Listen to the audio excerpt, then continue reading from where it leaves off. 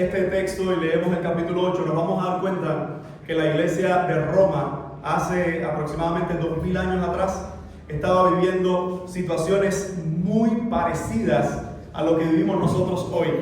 Incluso cuando vamos a Roma nos vamos a dar cuenta que la iglesia lo que estaba experimentando eran actitudes de un imperio completamente impío, gobernado por un Nerón y una serie de emperadores que eran totalmente anticristianos, eran gente que odiaba la iglesia, que odiaba el cristianismo y que odiaba a Jesús. Y en medio de todo eso, esa iglesia se encuentra en una ciudad politeísta, la capital del mundo para ese primer siglo. Y lo cierto y maravilloso del caso es cómo Dios a esa iglesia le da un mensaje de esperanza en medio de tantas tribulaciones. Y de hecho, he titulado la exposición de esta mañana: Ánimo, iglesia, hay esperanza. Y si nosotros pensamos en los mensajes de esperanza, es triste cómo este mundo te da esperanza. La esperanza que ofrece este mundo es una esperanza pasajera, porque es una esperanza: si pasa esto y pasa esto, entonces vamos a tener mejores momentos y mejores situaciones. De hecho, los falsos predicadores que andan hoy por toda, no solo Latinoamérica, sino que es alrededor del mundo, promueven usando la Biblia que hay esperanza, hay bendición, hay millones esperando por ti, hay mucha salud, hay prosperidad, hay... Todo eso es un mensaje anti-esperanza. Todo eso es como una persona que está en su último momento, tienes de vida, tienes la pastilla en la mano, y es la píldora que puede ayudar a sacarlo de esa condición, y tú le dices: vamos, ánimo, que todo va a estar bien, vamos, tienes que tener una mente positiva, y tú con la pastilla en la mano. Hay muchos falsos evangelios hoy prometiendo tantas cosas, hermano, que no es evidentemente la esperanza que nos ofrece el Señor. De hecho, cuando vemos el capítulo 8, que comenzamos esta porción del 8 el domingo anterior, nos damos cuenta cómo el apóstol ha hecho un giro de una actitud de vivir en pecado, de estar condenado por la maldad. Ahora Pablo hace un giro a decir: hey, iglesia, en medio de todas estas noticias que son tan devastadoras, en medio de tanta maldad, en medio de tanto pecado, hay esperanza porque Cristo está con su iglesia. Y uno dice: gloria sea el nombre del Señor cuando veo este pasaje, porque me doy cuenta que no necesito las mentiras de esos falsos predicadores para animar mi corazón, sino que necesitamos cada día más y más el Evangelio de Cristo, que al final es el que nos da esperanza.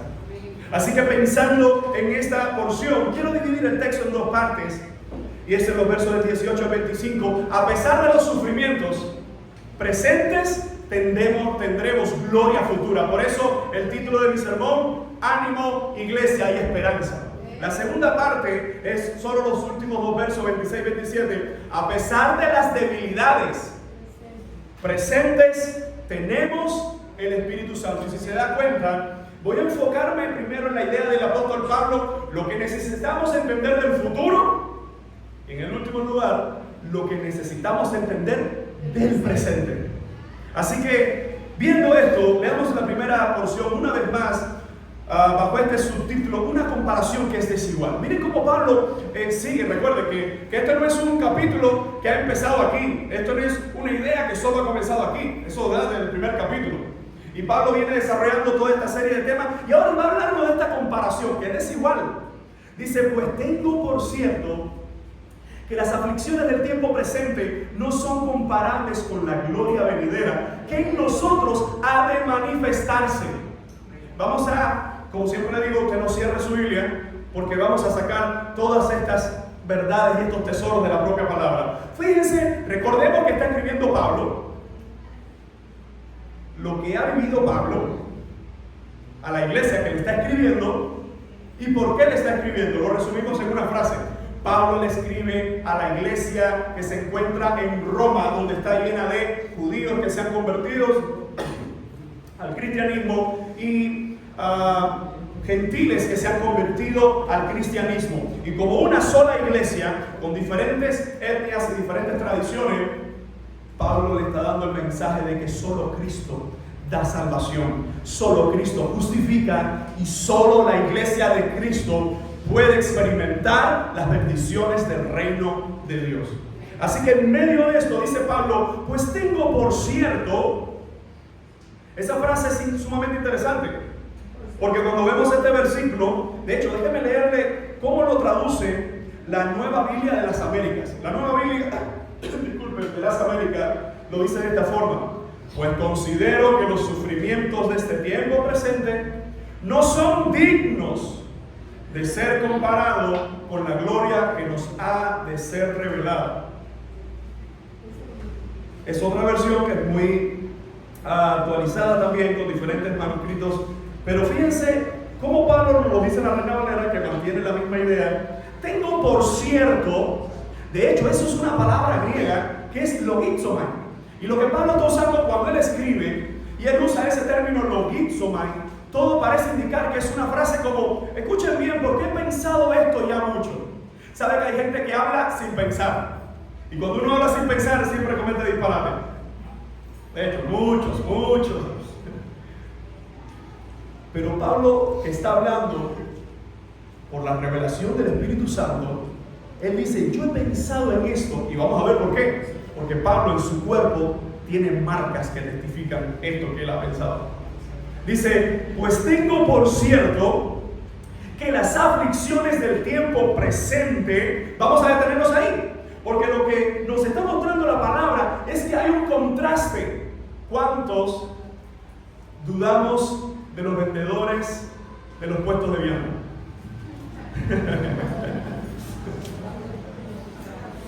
Algunos de ellos son tan pillos que tienen su reloj, mira, no, 5, 6, 4 y 3, y tú dices, bueno, 3, ¿cuánto? Así que algunos hemos optado incluso por andar con una pesita.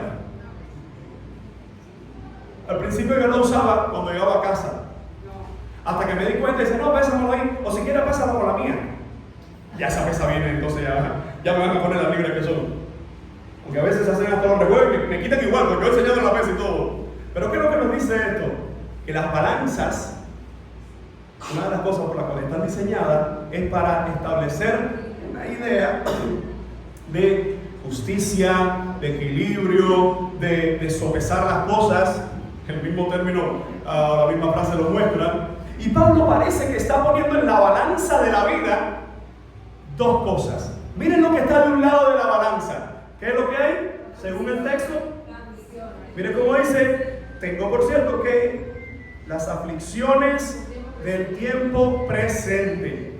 La pregunta es, ¿a qué está haciendo referencia el apóstol Pablo cuando habla de las aflicciones del tiempo presente? De lo que se vive en el presente. ¿Está bien? ¿A qué? ¿A qué? Recuerden, Roma primer siglo. Roma primer siglo, para cuando Pablo escribe, es muy probable que se encuentre Nerón cerca del trono. De hecho, en el año 64, aproximadamente, Pablo, bajo el imperio de Nerón, es decapitado. Y cuando usted busca al emperador Nerón, usted lo busca en internet y trata de encontrarlo en un sitio que sea coherente con la historia, es decir, algo serio, y se va a dar cuenta que fue uno de los emperadores más sanguinarios contra la iglesia. Incluso fue tan diabólico que le prendió, según algunos creen, le prendió Roma y le echó la culpa a los cristianos.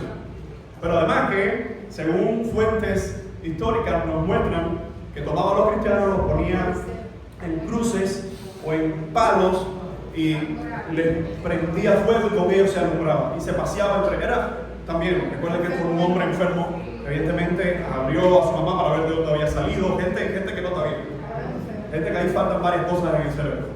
Lo importante es esto, que la iglesia también está enfrentando la presión de un gobierno totalmente anticristiano, totalmente diabólico. Y en medio de eso dice Pablo, yo tengo por cierto que las aflicciones del tiempo presente, pregunta, ¿en cuántas ocasiones estuvo preso Pablo? ¿En una? ¿Más de una? Bueno, varias, y fue en su última apelación en Roma donde termina siendo decapitado, después de un largo tiempo de 2 años predicando. Y fíjense, cuando nosotros vemos el texto, amado hermano, dice Pablo, de este lado de la balanza están las aflicciones. ¿Qué significa el término aflicciones? ¿Cómo? Sufrimiento, pruebas. ¿Qué más puede significar aflicciones? ¿Qué más? Ajá. Sí, alguien mencionó sufrimiento. De hecho, la palabra griega, pathemata, se entiende literalmente por eso de sufrimiento. Aunque la Reina Valera trata de tomar las aflicciones, ¿por qué? Porque eso es lo que trae el sufrimiento. Esto es importante porque Pablo dice, tengo por cierto, he pensado mucho en esto, y yo tengo por cierto, es decir, no tengo ninguna duda que el sufrimiento, y lo pone y plural, cuando habla esa idea de el sufrimiento, que uno lo ve en singular, pero está hablando de todo lo que engloba ese sufrimiento, que se puede entender por todo el sufrimiento, los dolores, las hambres, las guerras, todo lo que trae dolor en el tiempo presente. Y lo interesante del caso es que 2000 años después seguimos con muchas de estas cosas y más. Ahora fíjense cómo le está diciendo todas esas aflicciones. Pregunta, ¿Pablo tuvo sufrimientos como hijo de Dios? Hermano, porque debemos entender esto. Cuando nosotros hablamos del mundo, uno puede entender que hay un sufrimiento, que es el sufrimiento como consecuencia del pecado, que es el sufrimiento, se pudiera decir, universal. ¿Sí o no? Todos estamos bajo pecado, todos vamos a sufrir, todos tenemos las consecuencias del pecado, todos vamos a morir, todos vamos a enfrentar en esta vida las consecuencias del pecado. Pero pregunta, ¿y qué pasa con los cristianos? ¿Estamos, una vez venimos a Cristo, separados de ese sufrimiento? Debemos entender que, bueno, entonces no cambió nada. Entonces Cristo vino a nosotros y nada cambió. ¿Para qué vino Cristo a nosotros? Hay que entender entonces que Pablo está hablando en un contexto de una iglesia que está sufriendo en un mundo que está sufriendo.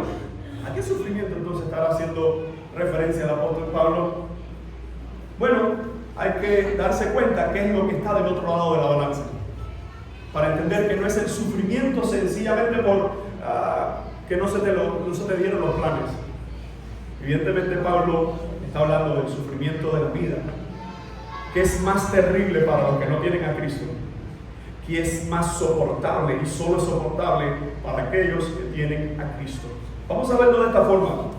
Pablo, en muchas ocasiones de su ministerio, fue ¿qué? ¿Qué le hicieron a Pablo? Recuerden, le dieron diplomas, le dieron gladiolos, le dieron reconocimiento, medallas, porque era cubano. ¿Qué le dieron a Pablo por ser? Bueno, si es en este tiempo ni gladiolo hay, ni diploma tampoco, porque no hay impresora ni correcta para hacerlo. Pero, ¿qué le dieron a Pablo? Persecución, sufrimiento, incluso fue apedreado, fue encarcelado, fue puesto en cepo, fue golpeado, fue azotado, fue incluso en uno de esos apedreamientos, usted recordará que lo dejaron muerto o como muerto. Me encanta porque el libro de los Hechos dice que se levantó de aquí y dijo, vamos a la ciudad, hay que seguir predicando. Ay, hermano, y algunos aquí está lloviendo y dicen, no es de Dios hoy, no es de Dios hoy congregarse. Hermano, ¿qué evangelio tan diluido está viviéndose hoy? Cuando vemos el evangelio de Pablo, hay un solo evangelio, y es el evangelio que entiende esta gran realidad. Tengo por cierto, no tengo duda alguna, disculpen, que las aflicciones del tiempo presente, dice ahora Pablo, del otro lado de la balanza, dice, no se pueden comparar. La Nueva Biblia de las Américas dice, no son dignas, no son ni dignas de ponerlas al lado, no son dignas. Usted se imagina, déjame mostrártelo de esta forma, cuando hablamos de la Serie Nacional de Pelota, yo amo la pelota, hermano, incluso más que el fútbol. Cuando hablamos de la Serie Nacional de Pelota, usted se imagina que tomamos al equipo, no voy a decir ninguno, pero y lo ponemos al lado de los Yankees de Nueva York. No son dignos. No son dignos. No son dignos los peloteros de los Yankees de Nueva York. Porque los infelices de nosotros a las 3 de la tarde, con un pan con agua azúcar, que es lo que le dan en ese estadio, y con, no son dignos. Lo cierto que Pablo está diciendo, no es digno. No se puede comparar las aflicciones presentes, y ahora viene la otra parte, hermanos, del gran misterio. ¿Con qué? ¿Con qué no se puede comparar? Las aflicciones del tiempo presente. ¿Con qué está diciendo? Dice, la gloria venidera en nosotros ha de manifestarse. La pregunta es, ¿cuál es esa gloria venidera que se nos va a manifestar? ¿Cuál es esa gloria? ¿Cuál es esa gloria que uno dice, pero yo hoy estoy sufriendo? Mire, mucha gente viene equivocada o le han engañado cuando llega a la congregación porque le dicen, ven muchacho, tú vas a ver lo bien que te vas a sentir. Pero hay veces que yo no me siento bien. Ven muchacha, tú vas a ver la paz y la tranquilidad. Hay gente que tiene el evangelio o que tiene la buena noticia como el diazepam de esta generación. No, esto no es un diazepam. Es una batalla.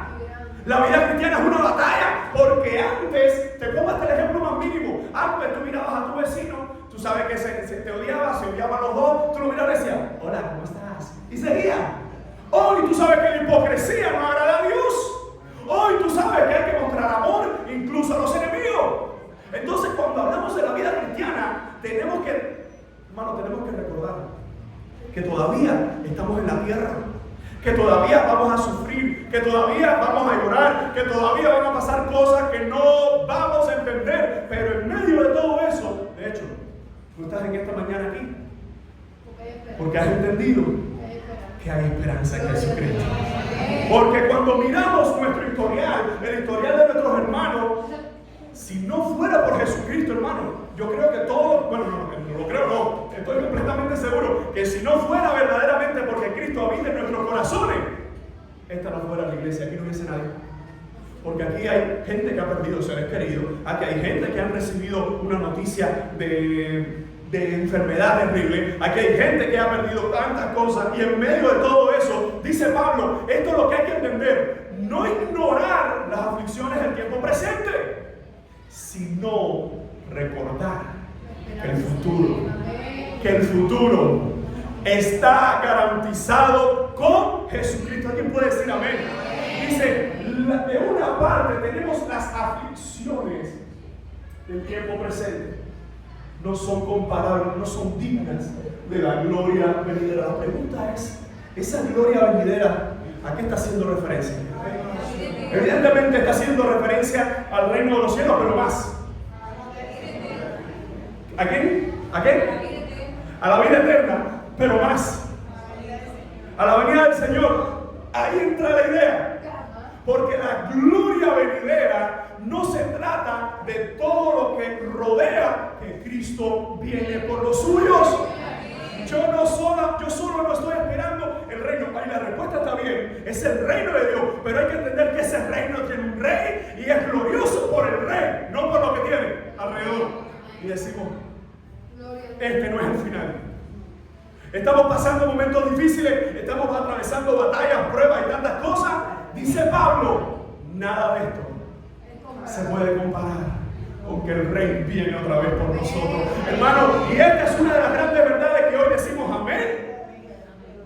Pero mañana, cuando nos llaman del hospital, pero mañana, cuando nos llaman de la escuela con el niño enfermo, pero mañana, cuando empieza el trabajo y todas las cosas, uno tiene que decir, Señor, ayúdame a recordar que tú vienes otra vez por mi vida. Hermano, eso nos sostiene. Aunque amamos el presente, amamos la familia, amamos lo que hacemos para Él, no olvidemos que el Rey viene otra vez por su iglesia. Así que el apóstol el apóstol nos está diciendo la gloria venidera en nosotros se manifestará. En otras palabras, la doctrina de los últimos acontecimientos tiene muchas verdades: Apocalipsis, Daniel, Ezequiel, Tesalonicense, pero hay una que no se puede olvidar y que hay que creer sí o sí: que Cristo viene otra vez por su iglesia. ¿Alguien puede decir amén?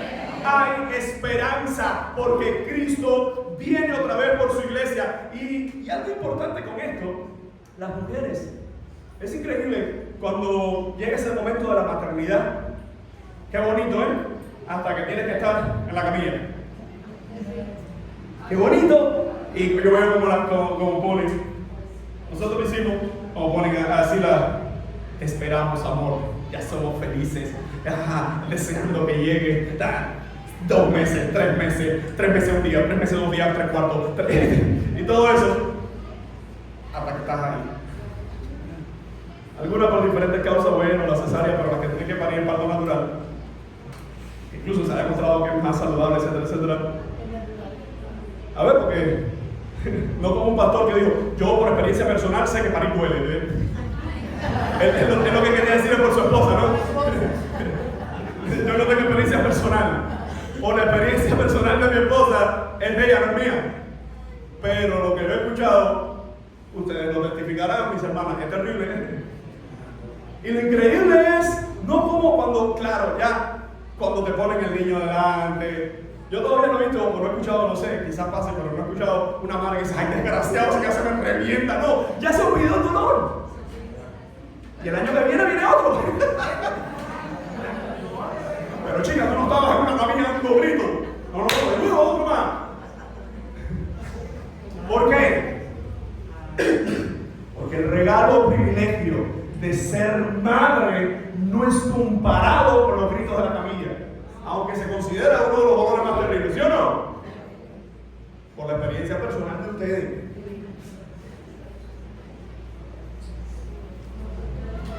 Una de las cosas, mis amados hermanos, que entendemos que el apóstol está diciendo: no podemos comparar lo que sufrimos hoy con aquello que está por venir. Y a veces nosotros tenemos que recordarnos esa verdad, porque en medio de nuestro dolor, en medio de nuestro sufrimiento, tenemos que decir: Señor, tú vienes otra vez por mí. Señor, tú vienes por tu iglesia.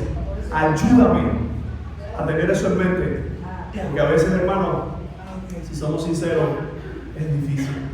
Así que el apóstol nos está recordando que en medio de todo este sufrimiento presente, la gloria se va a manifestar en nosotros. El Hijo de Dios viene por nosotros. Y cuando la Biblia lo presenta, siempre me encanta decir esto, porque la Biblia nos presenta 2 caras de la venida del Señor. Una, el Rey de Gloria. El Rey de Gloria que viene a tomar a los suyos. Otra, uno que con sus ojos consumirá a sus enemigos, con la espada de su boca destruirá a sus adversarios. Uno que viene a plantar juicio. Esa es la cara de los perversos, no es la cara de los hijos.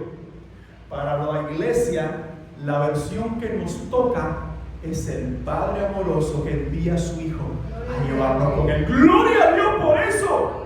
Porque es ahí donde yo entiendo todos aquellos hoy que maldicen a Dios, que se burlan de Dios, que niegan a Dios, que maldicen a la iglesia, que se burlan de la iglesia, que reniegan las cosas de Dios. Hoy tienen oportunidad de recibir la gloria de Dios con la versión de: vengo por ti, hijo mío. Si se mueren en esa condición, la versión que encontrarán es: vengo a destruirte y lanzarte al lago de fuego perverso por tus pecados. Incluso, entendiendo esa verdad, podemos decir: Señor, gracias, porque ahora entiendo que aunque aquí lloro, un día no pasará. Ahora entiendo que aunque aquí sufro, un día, disculpen hermano, todo terminará. Y eso nos va a recordar una vez más que a pesar de los sufrimientos presentes, tendremos gloria futura. Ánimo, iglesia. Hay esperanza. Miren la segunda parte de estos versos: el gemido de la creación. Dice Pablo: porque el anhelo ardiente de la creación es el aguardar la manifestación de los hijos de Dios. ¿Qué es lo que nos está diciendo? Gracias, hermano. ¿Qué es lo que nos está diciendo la palabra del Señor aquí? Pablo empieza con el porqué. Evidentemente él ha dicho, no es comparable la gloria venidera que se va a manifestar en nosotros con estas aflicciones. Y ahora da la primera explicación, dice, porque el anhelo ardiente de la creación es el aguardar la manifestación de los hijos de Dios. Es muy interesante, hermano, que Pablo ahora está hablando aquí de personificando a la creación. Está hablando de la creación que está anhelando o esperando ardientemente que se manifiesten los hijos de Dios. Qué interesante, porque algunos están debatiendo a qué hace referencia, porque evidentemente creación aquí no es sinónimo de los hijos de Dios. ¿A qué hace referencia entonces? A todo lo creado, animado e inanimado, es decir, lo que habla de todo este mundo anhela. Mire, hermano, yo no sé si usted se ha dado cuenta, cuando usted ve las estadísticas de los glaciares, cuando usted ve las estadísticas de la Tierra, cada día está empeorando este mundo, la contaminación, todas estas cosas. Y aunque algunos se han propuesto salvar el mundo es insalvable. Aunque algunos se han propuesto no contaminar el mundo, está bien, pero este mundo será destruido, porque incluso esta primera creación, los cielos y la tierra, serán todos renovados. Así que cuando el texto nos está diciendo de forma genérica, la creación personificada incluye la suma total de la naturaleza, tanto animada como inanimada, que está diciendo, ven ya Dios por esta tierra. Y lo más hermoso en medio de esto, fíjense cómo sigue el texto con otro porqué. ¿Cómo sigue el texto con el otro porqué? Porque la creación fue sujetada a vanidad. No por su propia voluntad, sino por causa del que la sujetó en esperanza. Y quiero que entendamos todo esto. Hermano, no podemos ver este texto y entenderlo a plenitud si no nos remontamos a Génesis, donde todo se destruyó.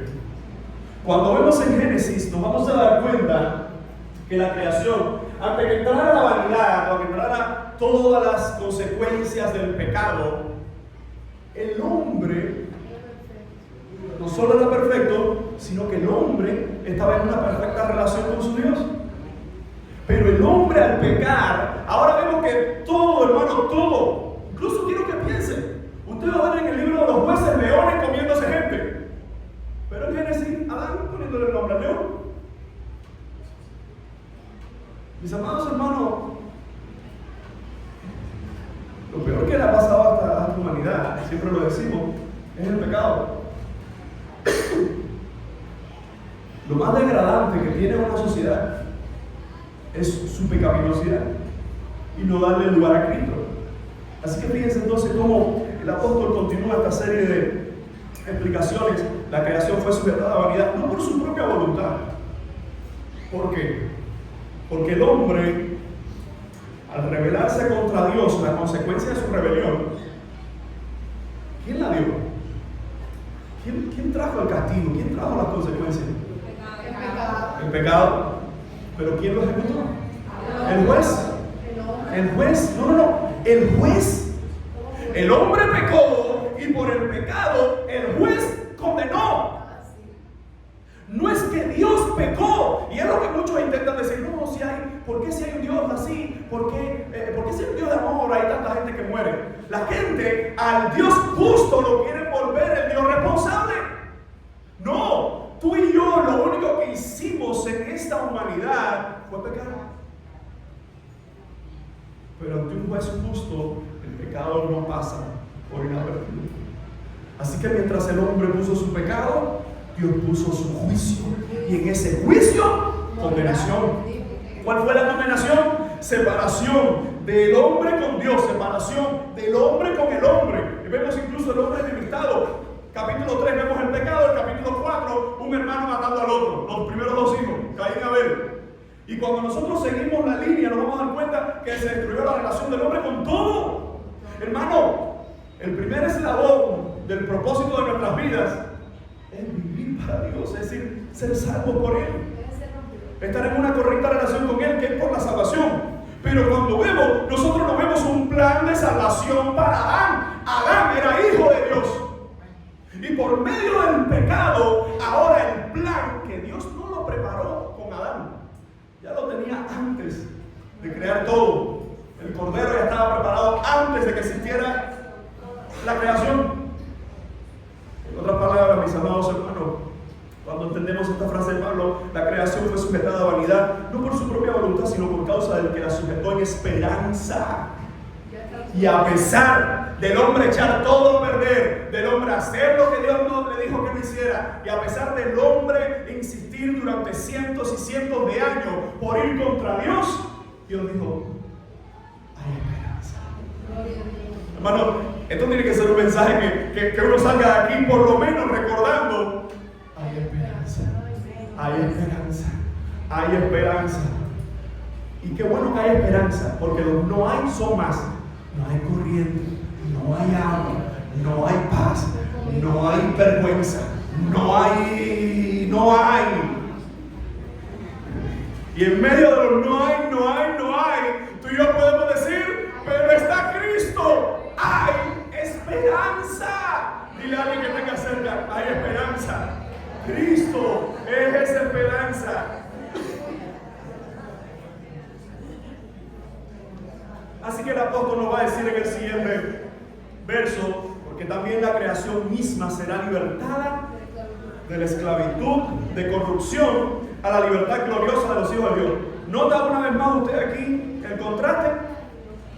Dice la esclavitud de corrupción y por otra parte la libertad gloriosa de los hijos de Dios. ¿Qué usted nota en este contraste que Pablo ya lo dijo anteriormente? ¿Qué similitudes con la frase anterior? Por una parte, ¿qué tenemos? Esclavitud, sufrimiento o aflicciones en el primer verso. Es decir, de esta parte de la balanza está el sufrimiento. ¿Pero ese sufrimiento dónde sale? En esta segunda balanza, Pablo lo dice: del pecado, de la esclavitud del pecado. Y eso es lo que hay para el hombre. A mí me encanta la frase: lo mejor está por venir. Porque solo se puede decir esa frase si la completas. Cristo. Lo mejor está por venir. Cristo. Pero incluso yo creo que hay que ponerle más, porque hay un grupo de judíos que creen que Cristo no ha venido todavía. Y entonces hay que decir: lo mejor está por venir por segunda vez. Cristo, porque ya vino la primera. Mis amados hermanos, la creación misma será libertada. Y fíjense el mensaje: ¿será libertada de qué? De la esclavitud de corrupción. ¿Cuántos de nosotros, cuando miramos a nuestro alrededor, decimos: Dios mío, qué malo es el corazón humano? Dios mío, qué malo es el hombre. Porque no solo es malo el hombre que está afuera, a veces también el que está dentro. A veces también usted ve gente dentro de la iglesia que no son nada, que no tienen a Cristo. Mis amados hermanos, una gran diferencia en esa gloria que se va a manifestar es que solo los hijos de Dios serán llevados con Él. Es decir, seremos tomados con Él, reinaremos con Él, solo los hijos de Dios. Hoy nos confundimos quién sí, quién no. A veces, mira, pero aquel no era, pero se supo al final, pero no se supo. Cuando nosotros vamos a la palabra del Señor, debemos entender esta gran realidad. Esta creación, es decir, la humanidad, será libertada de la esclavitud, de la corrupción. ¿Cuál es esa esclavitud? La que comenzó en el Edén. Esa que comenzó en el Edén. ¿Se ha preguntado usted esa frase? Hay una frase por ahí que no es bíblica, pero dice: más sabe el diablo por viejo que por diablo. Eso no es bíblico, pero tiene una realidad. El diablo no es omnisciente, porque el diablo no todo lo sabe, pero el diablo lleva miles de años tratando con la gente, tentando a la gente, atacando a la gente. Y eso no es para tenerle miedo al diablo. Mi temor es a Dios. Y lo que dice Santiago es: someteos pues a Dios, resistir al diablo y éste huirá. Pero hay gente que cambia y dice: no me menciona esas cosas. No, lo único que le falta es impresionarse. Mis amados hermanos, debemos entender que esta libertad gloriosa de los hijos de Dios ya está y se consumará. Lo digo de otra forma, los teólogos, y uno de ellos, Anthony Hockenman, ha decidido nombrarlo de esta forma, el ya pero todavía no. ¿Cómo lo dice él? Y muchos otros más lo plantean. Ya estamos en Cristo, pero todavía no hayan llegado las bodas del Cordero. Ya estamos en Él, pero todavía no se han consumado los tiempos. Ya tenemos salvación, pero todavía todos los salvos no estamos en la gloria final. O en otras palabras, ya tenemos esperanza, pero todavía hay sufrimiento. Tenemos al Señor, pero todavía estamos en la tierra. Tenemos a Jesucristo, pero todavía hay que enfrentar los dolores de esta humanidad caída. Mis amados hermanos, entendamos que el verso 21 nos está diciendo: la creación misma será libertada de la esclavitud de corrupción. ¿A qué? A la libertad.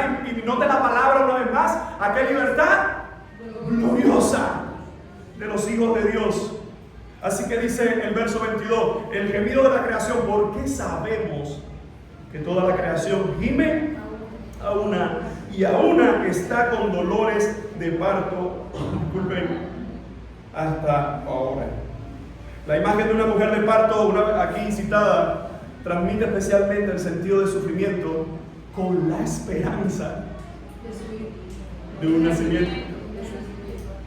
Una vez más, lo que estamos pasando hoy, hermano, y estoy hablando de forma general, no es el final. Uno creyente que hace, no está malo. Sí, y el cristiano que dice, sí, ¿qué te voy a decir? Quizás yo veo cosas incluso que tú no ves. ¿Cómo así? Sí, porque tú dices esto está malo, pero yo digo esto está malo porque el problema es espiritual.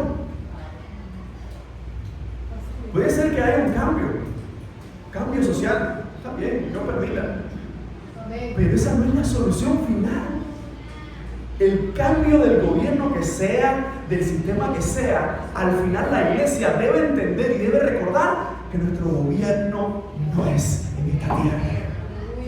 Que estamos aquí para mostrar a Cristo, para orar por prosperidad para la nación, por paz para la nación, sí, pero esta no es nuestra patria celestial.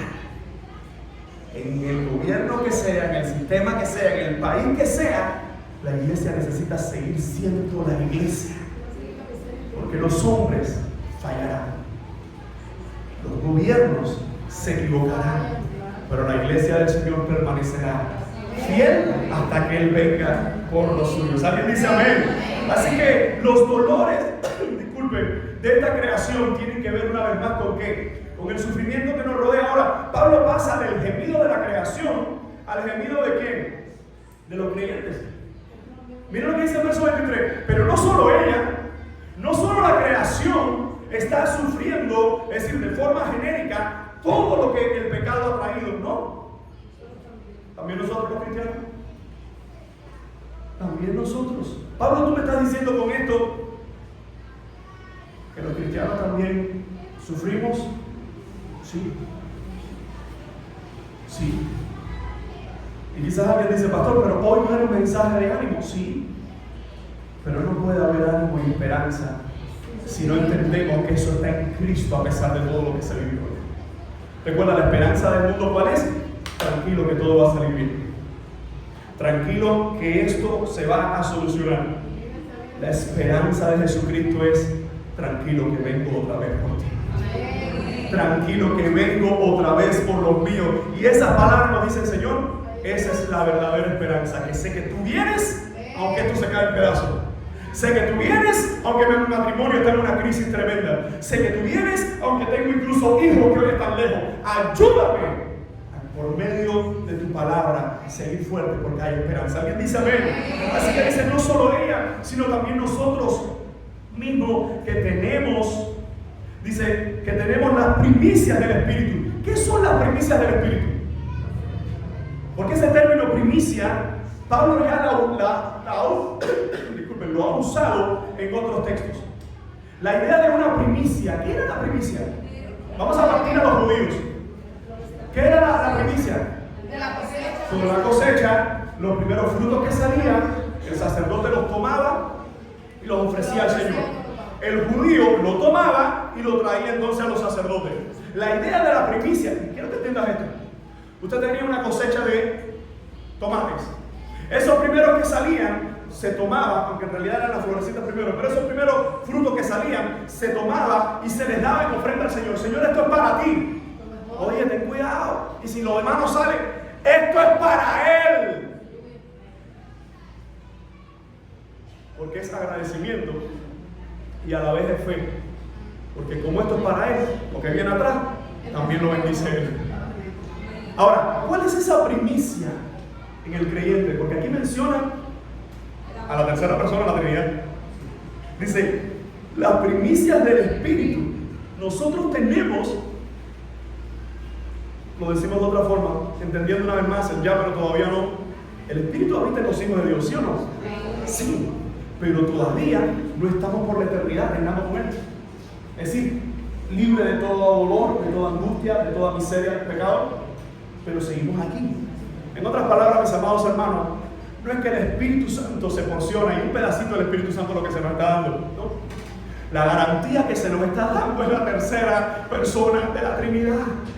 Para ti y para mí, que a veces nos sentimos solos, aunque nuestros sentimientos nos engañan por nuestras circunstancias, el Espíritu Santo habita en mi corazón, incluso cuando no siento, incluso cuando no veo, incluso cuando no deseo. Aún así, si verdaderamente he sido salvo, porque esto es un mensaje para creyentes, la primicia del Espíritu, lo que nos está diciendo Pablo es: si puse a mi Espíritu Santo en ustedes, ¿tú crees que no vengo por ustedes?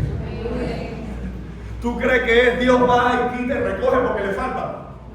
Mis amados hermanos, dice la primicia, nosotros que tenemos la primicia del Espíritu. ¿Por qué es tan importante en la teología de Pablo mencionar al Espíritu Santo en una frase como esta?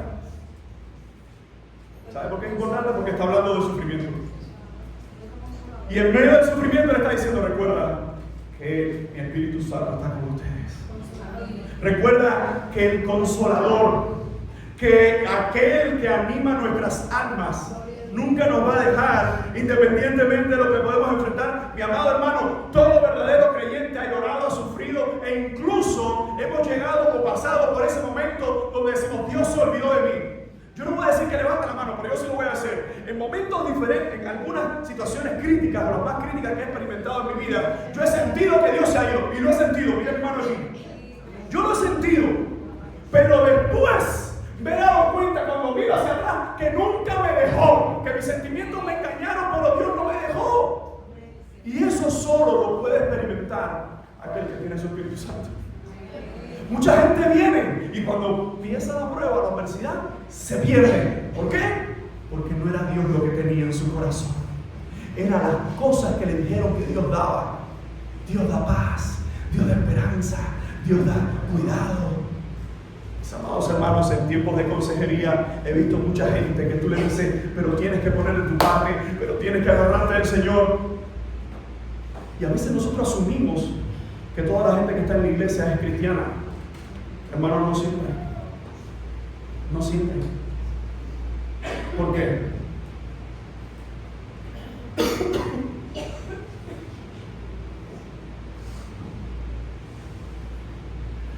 Porque en medio de nuestros momentos más dolorosos, si verdaderamente Cristo está ahí, vamos a llorar, vamos a sentirnos mal, vamos a pensar lo peor, pero vamos a levantarnos, pero vamos a salir.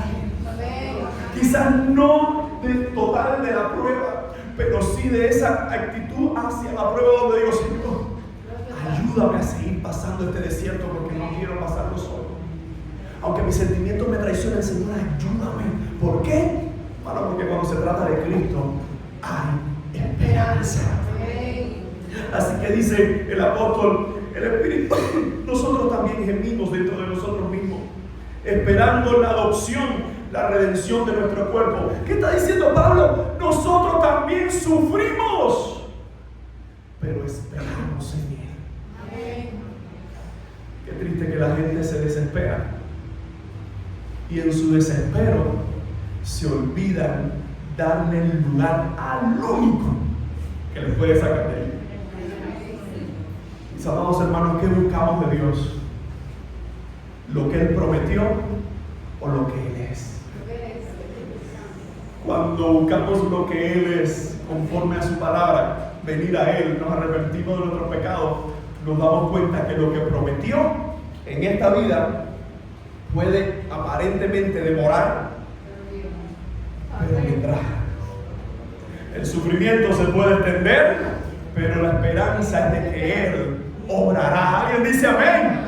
Así que sigue diciendo el apóstol Pablo en esta otra idea del gemido de los creyentes, porque en esperanza fuimos salvos, pero la esperanza que se ve no es esperanza, porque lo que alguno ve, ¿para qué esperarlo? Pero si esperamos lo que no vemos, con paciencia lo aguardamos. Te lo voy a poner como un ejemplo.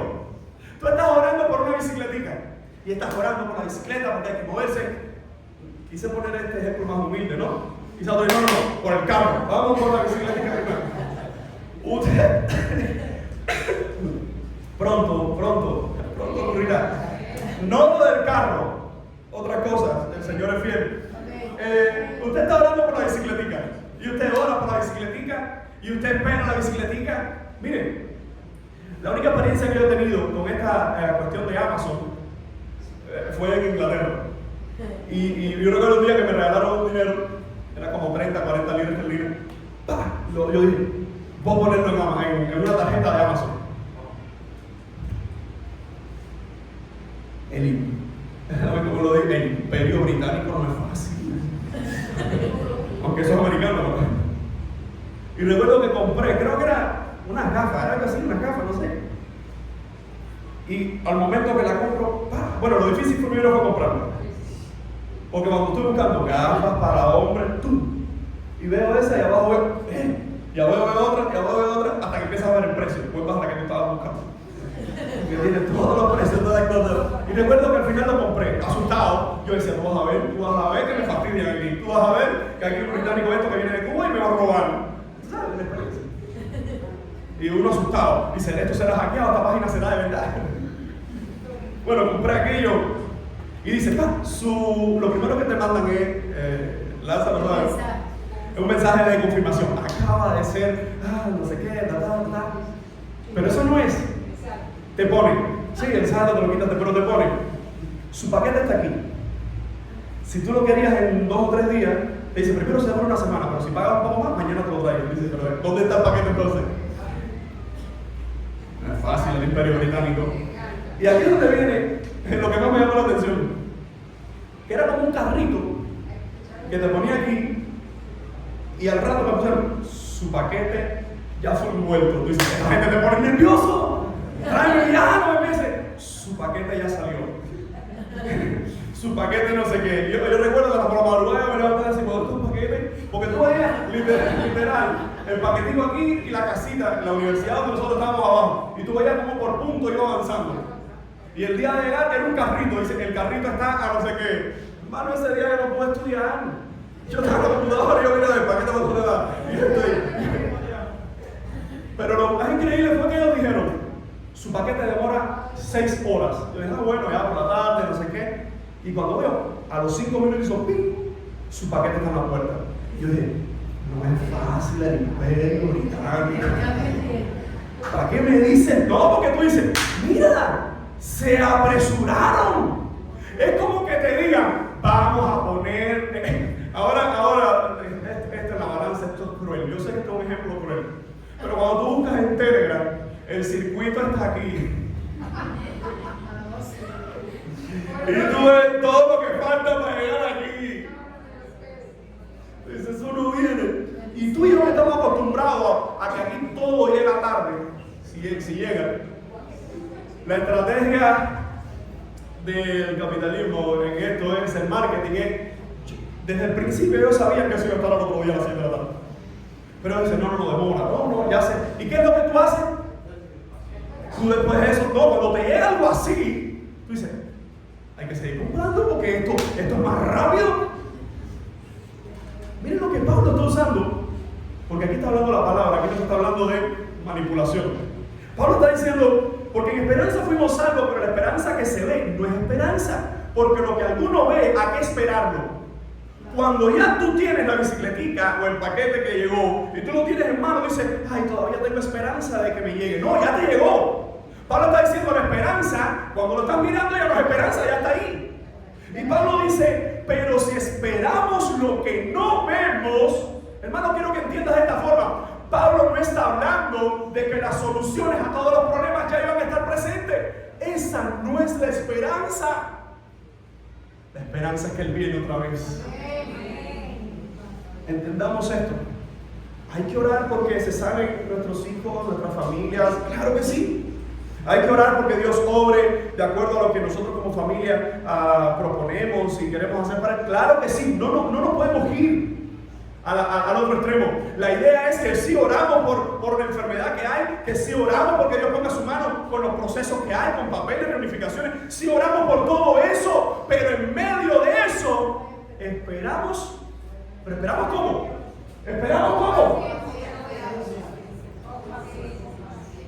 Y para tu noticia y la mía, gloria a Dios, porque eso, ¿qué cosa es? Si no fuera fruto del Espíritu, se acabó esto.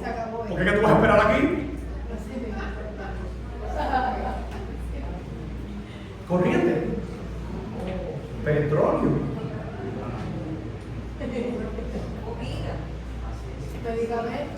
pero en medio de toda esta crisis, oro porque sí haya comida, alimento, una mejor vida para la sociedad. Pero sé que mi Cristo viene, que es más grande que todas las cosas que puedan venir. Amados hermanos, en medio de todo esto debemos entender la segunda verdad y última que quiero compartir. A pesar de las debilidades presentes, tenemos al Espíritu Santo. La primera verdad es, a pesar de los sufrimientos, tenemos o tendremos, hablando del futuro, tendremos la gloria que viene. Es decir, tendremos una reunificación con el Señor celestial. La más grandiosa, la que Él viene. Y esos papeles ni se demoran, ni se tardan, ni se adelantan, ni nada. Es en el tiempo que Él estableció. Eso es lo más glorioso, que Él viene por nosotros, pero no solo futuro a la esperanza, sino que hay una esperanza presente. Mire cómo dice Pablo, y de igual manera que acabo de decir los versículos anteriores, de igual manera que hay sufrimiento, pero hay esperanza en Él, que hay sufrimiento, pero Él vendrá por nosotros. De esa misma manera, el Espíritu nos ayuda, dice Pablo, en nuestra debilidad. ¿A quién está haciendo referencia Pablo?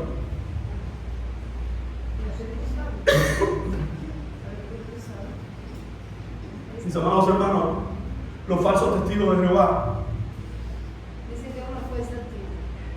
Y cuando tú dices que la tercera persona de la Trinidad es una fuerza, un movimiento o un nombre, no es la tercera persona de la Trinidad.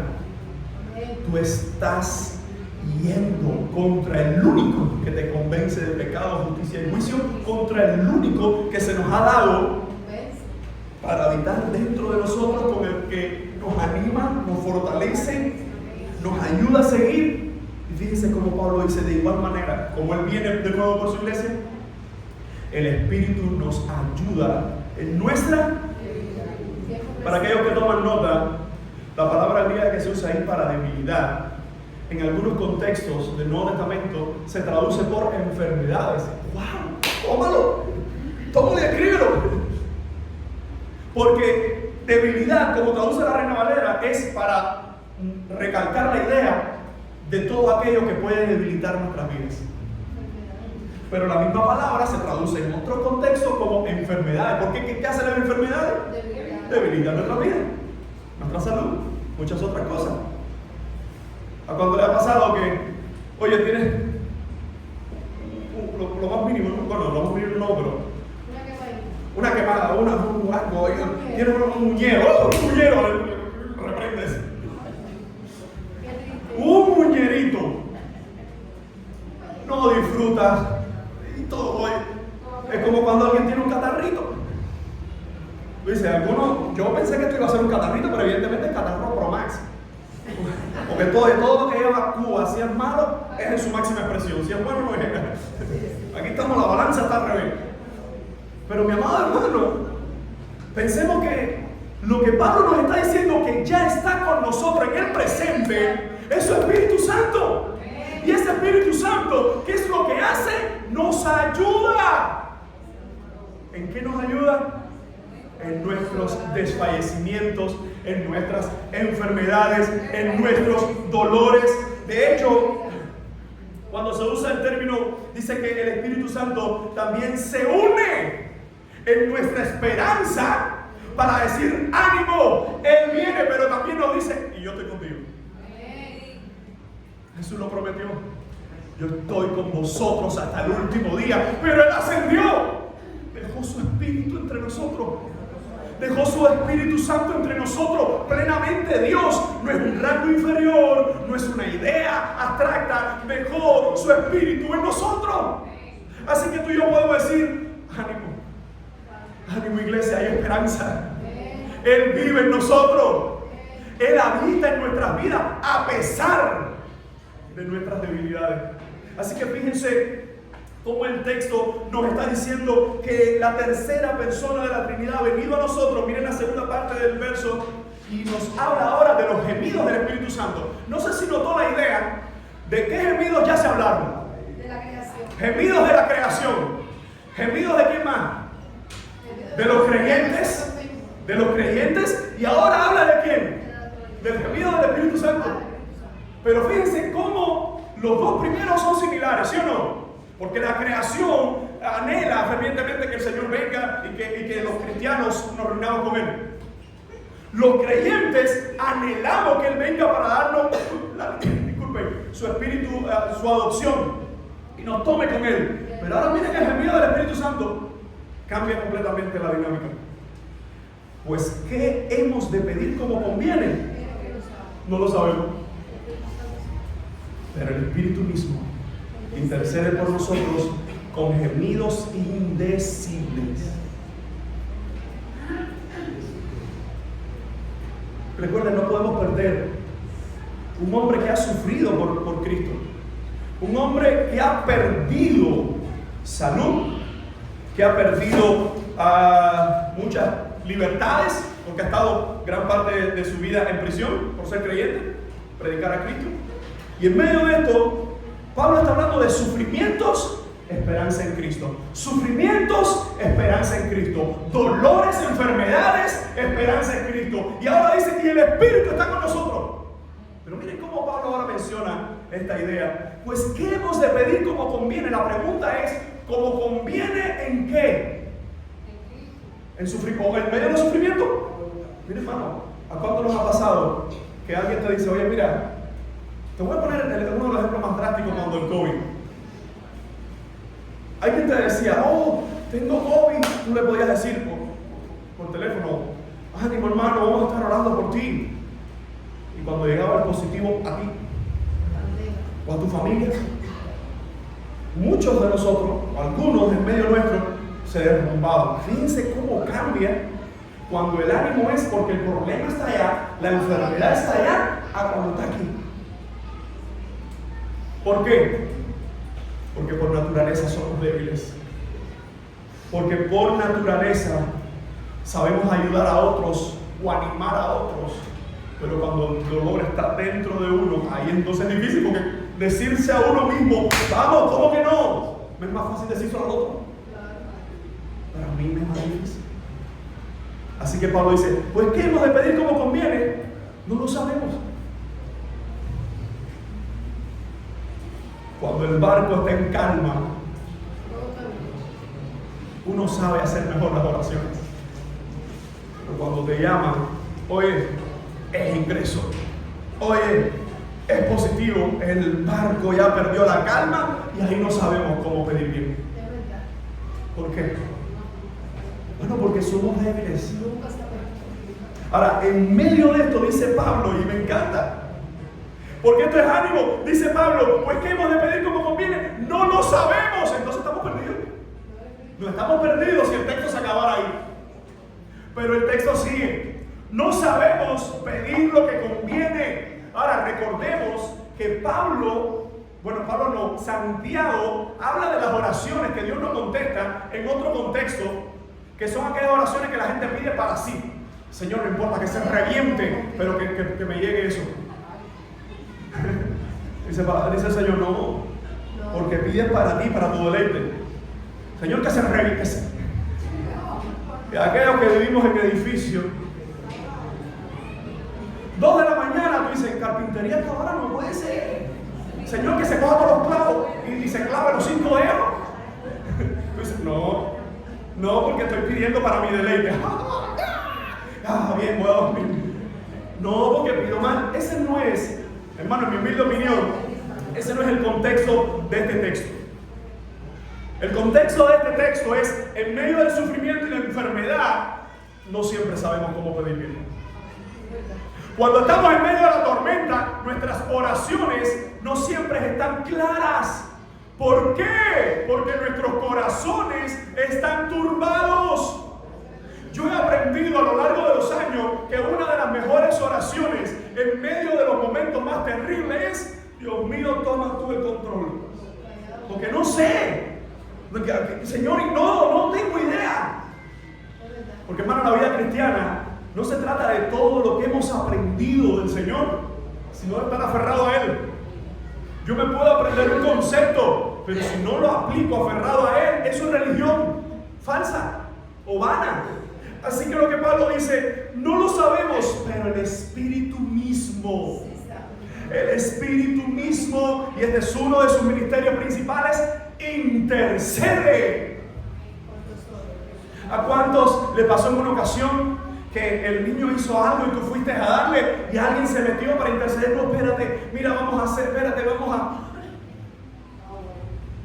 Esta intercesión no es como esas intercesiones de los abuelos, que a veces sí hay que darlo, pero bueno, esta intercesión nos está diciendo: el Espíritu mismo intercede por nosotros. Y dice ahora, con gemidos indecibles. Tenga cuidado porque hace algunos años alguien, hablando de ese texto, se equivocó en la lectura y mencionó gemidos indeseables. Indecibles. No es lo mismo, evidentemente no es lo mismo. Ahora, quiero que entiendas esto. ¿A quiénes son nuestras oraciones? Para tratar de graficarlo. ¿A quiénes son nuestras oraciones? Al Señor, a Dios Padre, al Hijo, al Espíritu Santo. Hay oraciones en el Nuevo Testamento a las 3 personas. Nuestras oraciones son a Él. Pero en medio de nuestro sufrimiento, en medio de las enfermedades, en medio de todas las cosas que uno puede enfrentar, en medio de todo lo que podemos atravesar, dice Pablo, a veces no sabemos cómo pedir lo que conviene, no sabemos pedir exactamente, pero el Espíritu que está en nosotros, hermano, aun cuando tus oraciones y las mías pueden no ser claras, el Espíritu que habita en nosotros las endereza. Y tú dices, Dios mío, mátame ya. Y el Espíritu, no, Señor, en realidad no es que Él quiere que lo maten, es que lo ayudemos. ¡Aleluya! Señor, ya está bueno, ya, me voy a reventar. Y dice, no, Señor, en realidad no quiere reventarle la cabeza. Más bien es lo que quiere, que le ayudemos, le traigamos ahora a la mente los versículos que dice: amarás a tu prójimo, amarás a tu enemigo. Hermano, gracias al Señor que el Espíritu habita en sus hijos y nos ayuda a alinearnos con su voluntad en medio del sufrimiento. Dice, con gemidos indecibles. Con esto quiero ir terminando. Los gemidos indecibles se interpretan como gemidos que no pueden expresarse con palabras humanas. ¿Por qué? ¿Por qué? Porque es una relación entre la Trinidad. Mi corazón angustiado, mi corazón en medio de pruebas está levantando una oración que quizás no estoy claro en lo que estoy pidiendo, mi mente no está clara, pero la Trinidad se comunica a favor de nosotros. Hermanos, la Trinidad miren, el Padre nos amó, el Hijo nos salvó, el Espíritu nos fortalece y consuela. ¿Te das cuenta que en la Trinidad está la seguridad de nuestras almas? ser cristiano es lo mejor y lo único que nos podía pasar en esta vida. Hay esperanza. Alguien puede decir, hay esperanza. Así que termina entonces diciendo el apóstol Pablo, mas el que escudriña los corazones. ¿Quién es este? No necesariamente. Evidentemente está involucrado a la obra del Espíritu. Pero ¿quién es este? Dios, el Padre.